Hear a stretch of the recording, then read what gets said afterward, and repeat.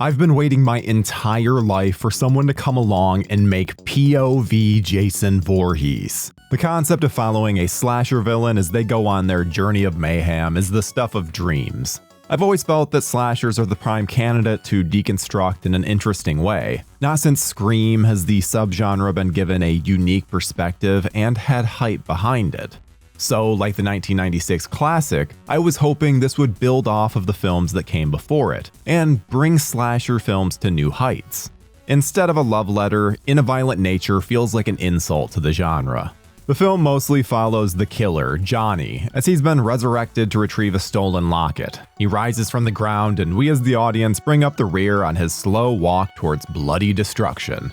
But that's really all it is. There's no deconstructing stereotypes or subverting expectations. We are simply following this man as he kills person after person. Each victim is quick to accept their fate and die in gruesome ways, with little to no resistance. There are elements of the subgenre, with a final girl and familial history for the killer, but it adds up to nothing more than window dressing. It's there to check a box versus actually add to the story. There are obvious comparisons to be made with Friday the 13th, with the Johnny character paralleling Jason Voorhees in many ways. However, Johnny lacks any kind of personality that can allow the audience to attach themselves. He's just a killer husk. One of the reasons the Friday the 13th films have persevered for decades is that they're just plain fun. But everything here is such a bore. Johnny has no distinct personality and mostly seems drawn to noise versus debauchery. Rye Barrett has a great build, but the film doesn't really allow him to be anything other than a stuntman. I hope he wore his fitness watch because he definitely got his steps in. Why do so many films insist on going full frame these days? I can count on one hand the times a modern movie actually pulls it off. It mostly just comes across like a gimmick, and that's really all it is here. The director claimed that he wanted Johnny to get lost in the frame more and be one with nature, but I'd argue full frame makes that even more difficult. And since so much of the film is just following Johnny walking, and given his wide frame, he takes up so much of the field of view. So it's hard to lose someone when we're just staring at their back for long periods. I don't want this to all be negative, so let's focus on some positives. The look of Johnny is very cool, with his smoking mask providing an intimidating look. Though it's a little pointless since we don't get to see the mask most of the time. And his hook felt rather unique as a murder weapon.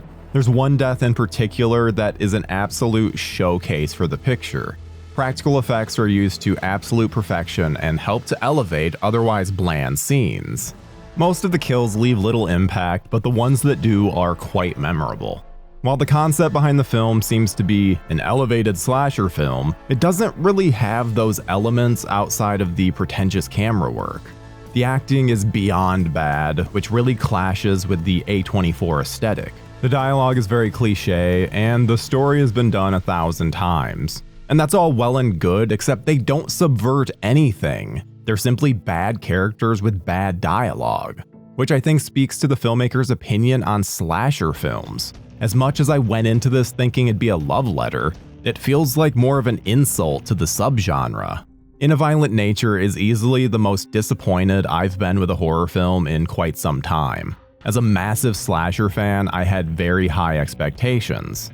The idea of deconstructing the genre and elevating it is a lifelong dream for most fans. Or heck, even simplifying it and distilling it down to its essence could have also worked.